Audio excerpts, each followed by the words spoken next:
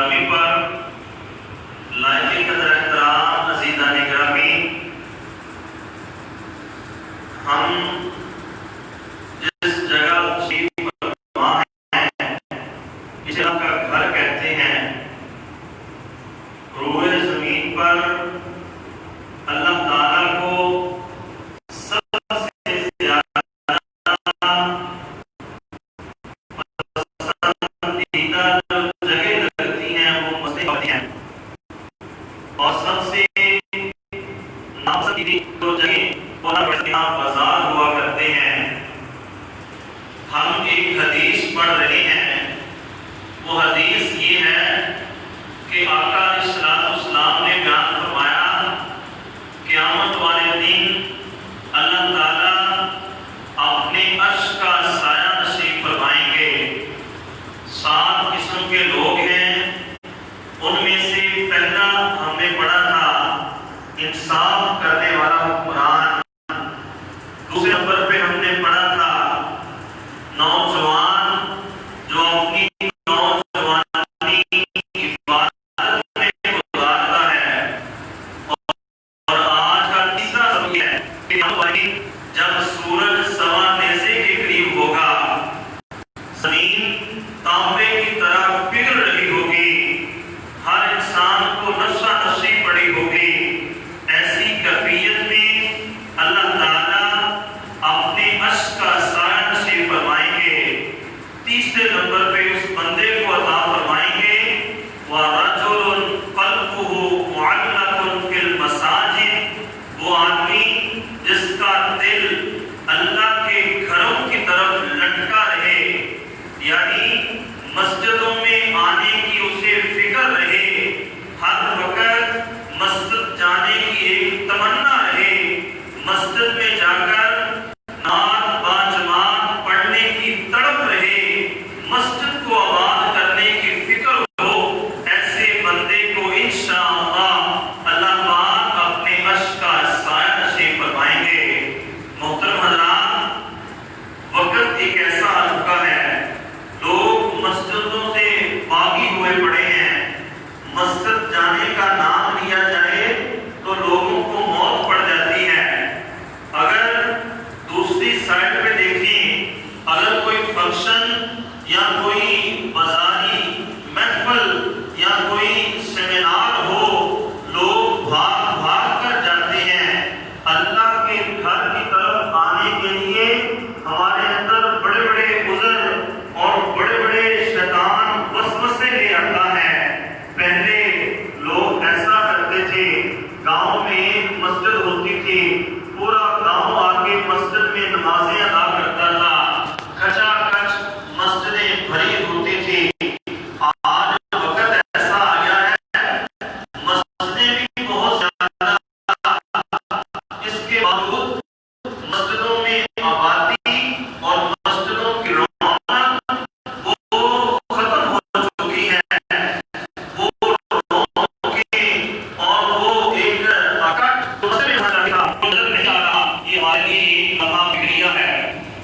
اللہ فرماتے ہیں کہ انما یأمر مساجد اللہ من آمن باللہ والیوم الآخر وأقام الصلاة وآتى الزکاة ولم یخش الا اللہ فعسى اولئک ان یکونوا من المہتدین۔ اللہ فرماتے ہیں 4 قسم کے لوگ مسجدیں آباد کرتے ہیں، جن کے اندر 4 خوبیاں ہوں، وہ اللہ کے گھر کو آباد کرتے ہیں۔ یہ گھر انسان تصور کرے یہ اللہ کا گھر ہے، نہ میرا گھر نہ آپ کا گھر ہے، یہ اس مالک الملک کا ان اللہ علی کل شیء قدیر والی سپر طاقتور کا گھر ہے۔ اس گھر کے اندر آئیں گے تو اللہ پاک خوش ہوں گے۔ اللہ فرماتے ہیں 4 قسم کے لوگ مسجدیں آباد کرتے ہیں۔ پہلا اللہ فرماتے ہیں من آمن باللہ والیوم الآخر، مسجدوں کی طرف وہ لوگ آتے ہیں جن کے دلوں میں ایمان ہو اور آخرت کی فکر ہو۔ جن لوگوں کے اندر ایمان اور آخرت کی فکر نہیں ہے وہ مسجدوں کی طرف آتے ایمان اور فکر آخرت موجود ہے وہ اللہ کے گھروں کا رخ کرتے ہیں. اور دوسرے نمبر پہ اللہ فرماتے ہیں وَأَقَامَ الصَّلَاةَ، جو نمازوں کو قائم کرتے ہیں، نمازوں کی پابندی کرتے ہیں، نمازیں پڑھتے ہیں. جن کے لیے نماز ایک سب سے بڑا کام ہے وہ لوگ مسجدیں آ کر آباد کرتے ہیں. جو نماز قائم نہیں کرتے وہ لوگ مسجدیں بھی آباد نہیں کرتے.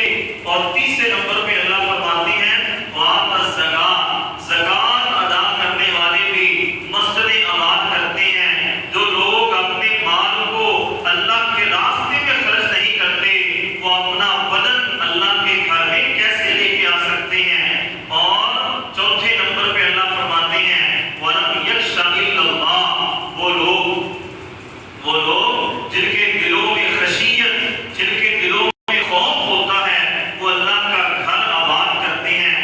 اللہ تعالیٰ فرماتے ہیں فَعَسَىٰ أُولَٰئِكَ أَن يَكُونُوا مِنَ الْمُهْتَدِينَ، جو چار قسم کے لوگ اللہ پر، فکر آخرت پر ایمان رکھتے ہیں، نماز پڑھتے ہیں، زکوٰۃ ادا کرتے ہیں اور خشیت اللہ کا ڈر اپنے دل میں رکھتے ہیں. جو لوگ یہ چار کام کر کے مسجدوں کو آباد کرتے ہیں اللہ فرماتے ہیں فَعَسَىٰ أُولَٰئِكَ أَن يَكُونُوا مِنَ الْمُهْتَدِينَ، یہ لوگ ہدایت یافتہ ہیں، یہ لوگ سیدھے راستے پہ چلنے والے ہیں.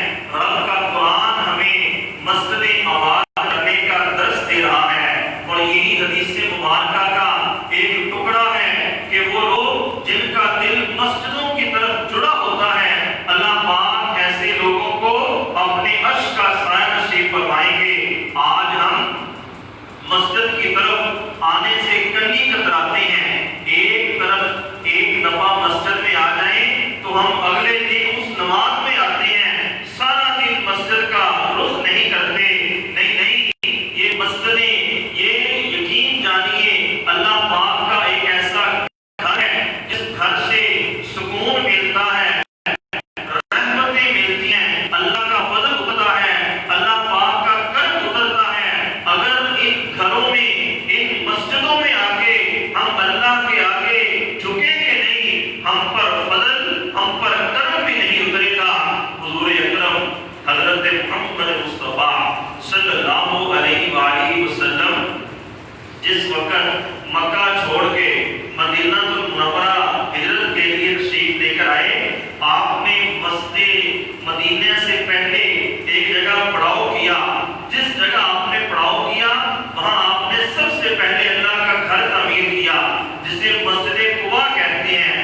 مسجد قباء تعمیر کروائی اور خود آپ نے اینٹیں اور پتھر پکڑ کے لگائے اور وہاں نماز کا اہتمام کروایا. اور پھر آپ آگے چل پڑے مدینہ المنورہ میں آ کر بھی آپ نے سب سے پہلے جو کام کیا وہ مسجد کی تعمیر کا کام کیا. کیوں؟ یہ اللہ کی رحمت کے ڈیم ہے.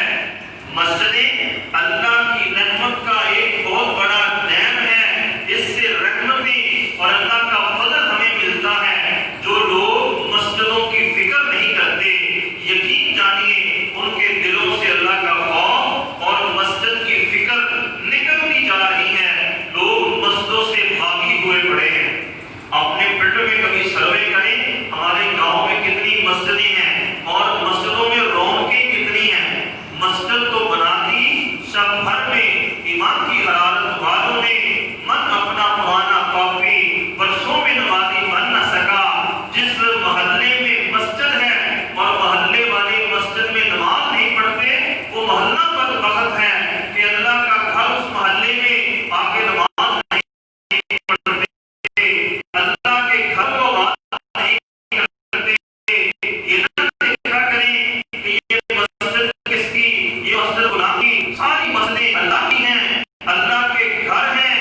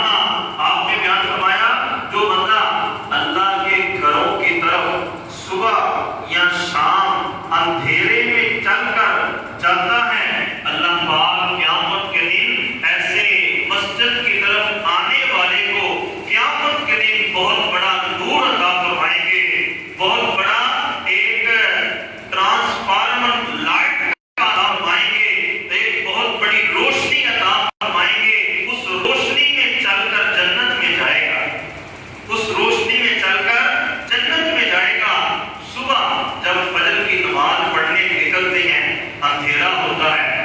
راستے میں کوئی کیڑے مکوڑے یا کوئی جانور انسان کو تنگ کر سکتے ہیں، لیکن پھر بھی اندھیرے میں فجر کی نماز پڑھنے آتا ہے، عشاء کی نماز پڑھنے آتا ہے۔ اللہ تعالیٰ اس بندے کی محنت کو رائے گا نہیں کریں گے۔ اللہ اندھیرے میں آنے والوں کو انشاءاللہ قیامت کے دن ایک نور عطا فرمائیں گے، اور نور بھی ایسا کہ وہ سیدھا جنت میں لے کے جائے گا۔ جو نہ صبح آئے نہ شام آئے اسے نور کہاں ملے گا؟ یہ ہے مسجدوں میں آنے کی ایک اہمیت اور فضیلت۔ اور یہ پیارے پیغمبر علیہ السلام نے بیان فرمایا، من غدا، حدیث بڑی پیاری، من غدا الی المسجد او راحا اعد اللہ له فی الجنہ نزلا کلما غدا او راحا او کما قال النبی صلی اللہ علیہ وسلم۔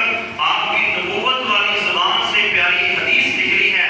آپ نے بیان فرمایا، جو بندہ صبح یا شام اللہ کے گھر کی طرف آتا ہے، اللہ اس کے لیے مہمان نوازی تیار کرتے ہیں۔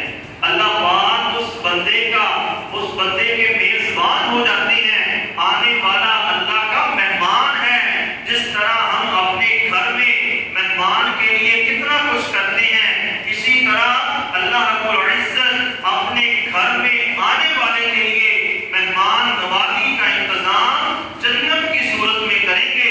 اس مسجد میں آنے والے کو اللہ پاک اپنی جنت عطا فرمائیں گے۔ یہ بہت بڑی حدیث ہے۔ لوگ مہمان بنتے ہیں اپنے سسرالیوں کے، لوگ مہمان بنتے ہیں اپنے ننہال اور ددھیال کے۔ اور یارو وہ بڑے خوش قسمت لوگ ہیں جو مہمان بنتے ہیں رب رحمان کے۔ رب رحمان کے جو مہمان بنتے ہیں، وہ رب رحمان ایسے مہمانوں کو اپنی جنت میں مہمان نوازی کرے گا۔ ایسی مہمانی، ایسی اللہ پاک ہمیں خوشخبریاں عطا فرمائے جو پیارے پیغمبر نے ہمیں بتلائی ہیں۔ تو مہمان نوازی کروانا چاہتے ہیں، مسجدوں کو آباد کریں، مسجد کی طرف آئیں، فکر رکھیں کہ میں نے اللہ کے گھر کی طرف آنا ہی آنا ہے۔ حضرت بنو سلمہ کے لوگ مسجد نبوی کے قریب کچھ گھر خالی ہوئے، کچھ پلاٹ اور کچھ بلڈنگیں خالی ہوئی۔ حضرت جب بنو سلمہ کے لوگوں کو پتہ چلا کہ مسجد نبوی کے پڑوس میں کچھ گھر خالی پڑے ہیں، بنو سلمہ کے لوگ اپنا گھر چھوڑ کر مسجد نبوی کے قریب آنے لگے۔ ادھر آقا علیہ السلام کو پتہ چل گیا کہ بنو سلمہ کے لوگ اپنا گھر چھوڑ کر مسجد کے قریب آنا چاہتے ہیں، اس لیے کہ مسجد ہمارے قریب ہو جائے گی اور ہم آسانی سے مسجد میں نمازوں کا اہتمام کریں گے۔ حضور اکرم حضرت محمد مصطفیٰ صلی اللہ علیہ وآلہ وسلم نے بیان فرمایا، جاؤ جاؤ بنو سلمہ کے لوگوں کو جا کے میری حدیث سناؤ کہ جہاں رہ رہے ہو وہیں رہو، اپنا گھر بار چھوڑ کر مسجد کے قریب نہ آؤ۔ جتنے قدم چل کے مسجد کی طرف آؤ گے، اللہ اتنے درجات آپ کے بڑھاتا جائے گا، اتنے درجات آپ کے بڑھاتا جائے گا، گناہ مٹاتا جائے گا۔ اور پھر اللہ کے نبی نے ایک قرآن پاک کی آیت پڑھی، اِنَّا نَحْنُ نُحْيِي الْمَوْتَىٰ وَنَكْتُبُ مَا قَدَّمُوا وَآثَارَهُمْ۔ اللہ فرماتے ہیں ہم مردوں کو زندہ کریں گے، اور جو لوگ آگے اور پیچھے جو جو نیکیاں کرتے ہیں ہم ان کے نشانات کو لکھ رہے ہیں، اس لیے جہاں رہ رہے ہو وہیں رہو۔ یہ پیارے پیغمبر علیہ السلام نے بنو سلمہ کے لوگوں کو بیان فرمایا، جتنے قدم اٹھائیں گے اتنے درجات بڑھتے جائیں گے۔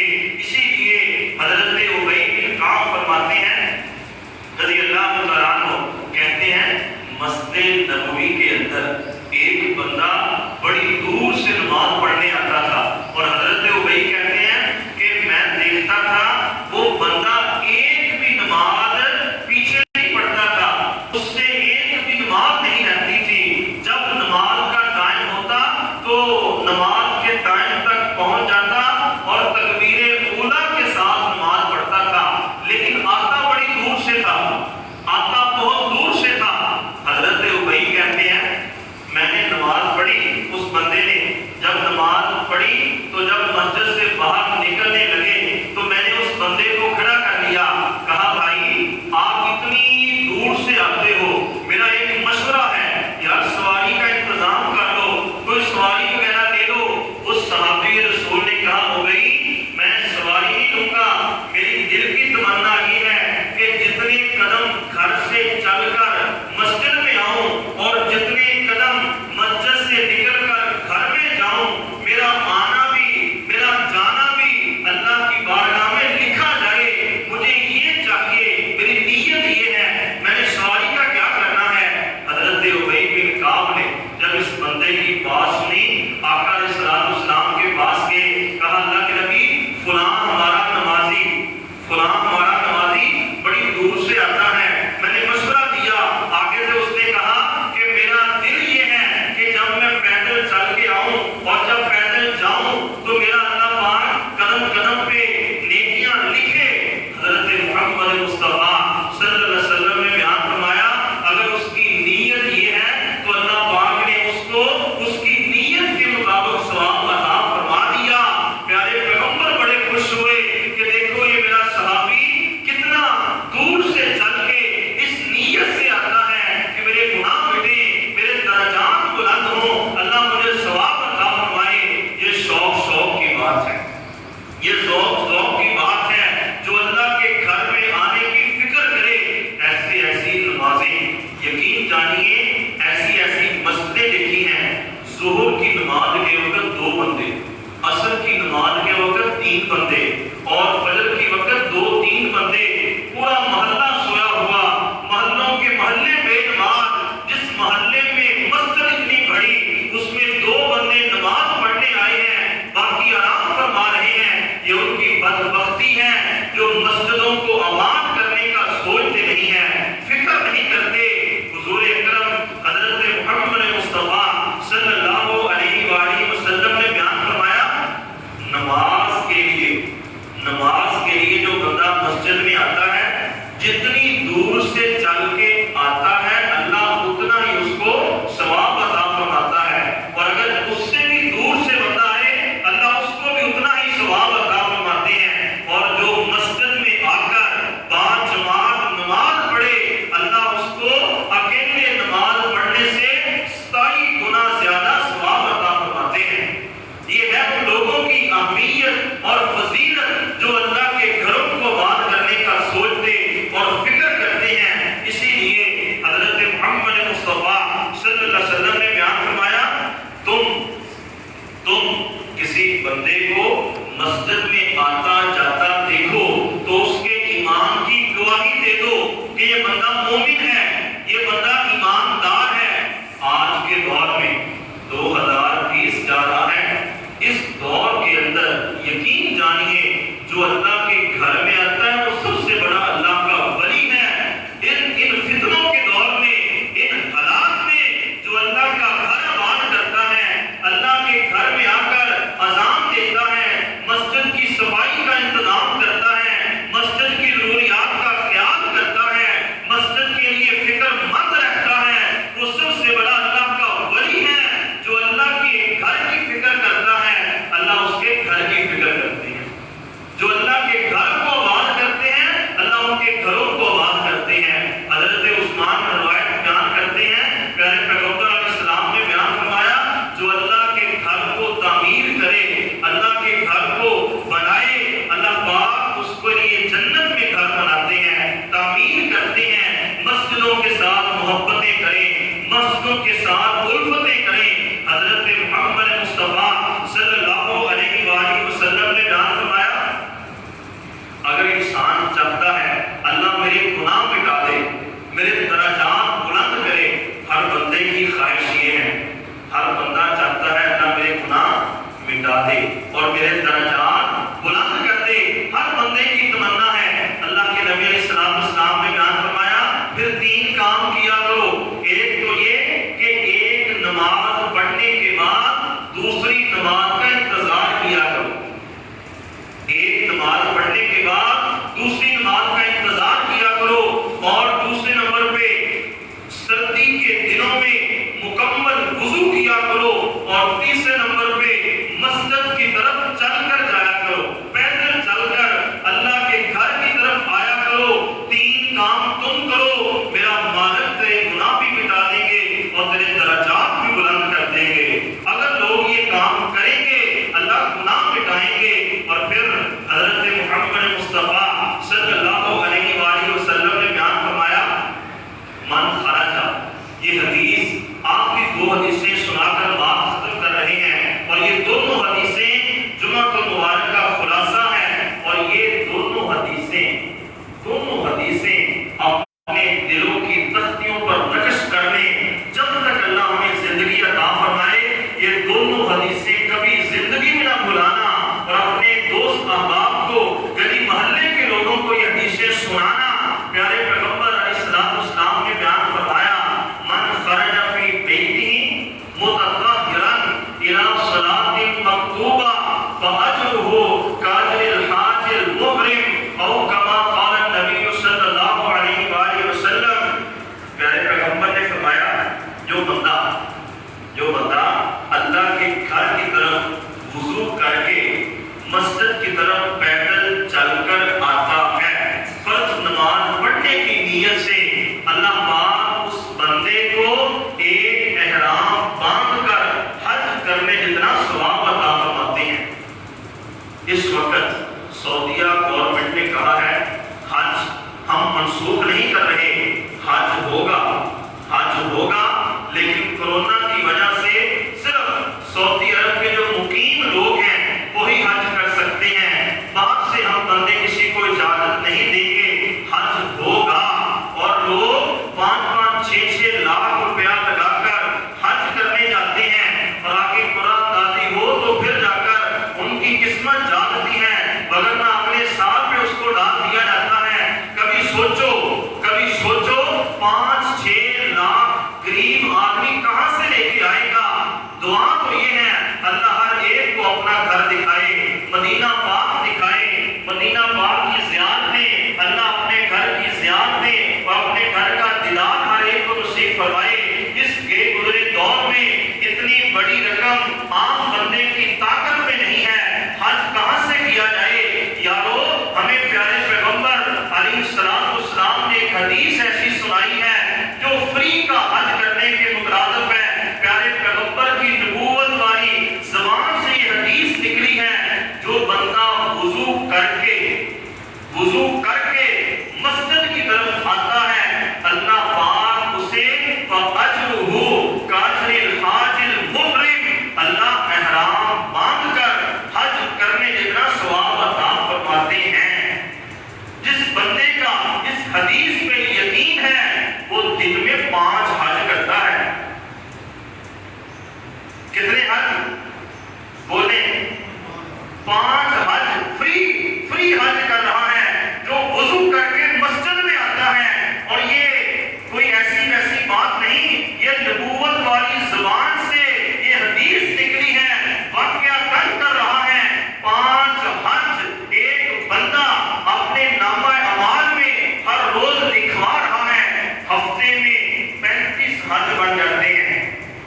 35 حج ایک بندہ اپنے گھر سے وضو کر کے مسجد میں جائے، اللہ پاک اسے 35 ہفتے میں 35 حج کرنے جتنا ثواب عطا فرماتے ہیں، اور ایک مہینے میں 150 کے قریب حج، اور پورے سال کا اندازہ لگایا جائے تو 1775 کے قریب حج انسان کرتا ہے جو وضو کر کے مسجد میں آتا ہے۔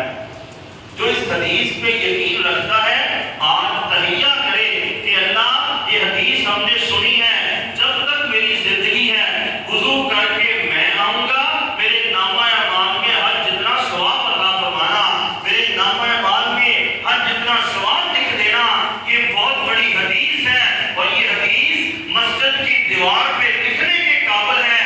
جو لوگ حج کرنا چاہتے ہیں وہ اللہ کے گھروں کی طرف آئیں، اللہ پاک ان کو حج جتنا ثواب عطا فرمائیں گے۔ اور جب اللہ وسائل دے، اللہ پیسہ دے، اس وقت تو کیا ہی کہنے، اللہ ہمیں ہر ایک کو ہمیں اپنا گھر دیکھنا نصیب فرمائے۔ اگر ہم وہاں نہیں جا سکتے تو پھر پیارے پیغمبر کی حدیث پہ عمل کریں، اس حدیث پہ عمل کریں گے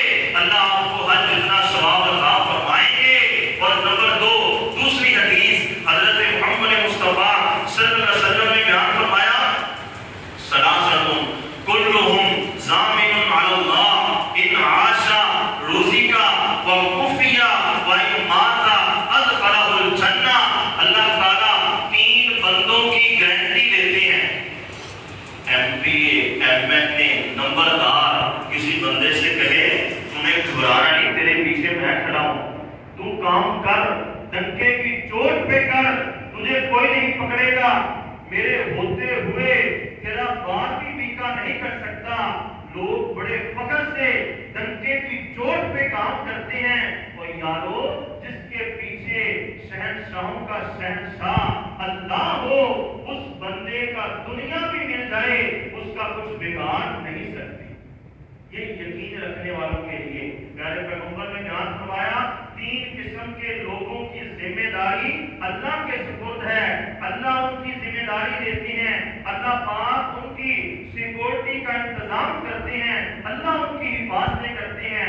हदीस के अल्फाज हैं, अल्लाह के नबी ने फरमाया 3 बंदे इन आशा रुज़िका व कुफ़िया, प्यारे पैगंबर ने बयान फरमाया वो 3 बंदे जो अल्लाह की सिक्योरिटी में है, अगर जिंदा रहे तो अल्लाह उन्हें रिज़्क़ अता फरमाएगा, अल्लाह उन्हें रिज़्क़ अता फरमाएगा, रोजी रोटी अता फरमाएगा।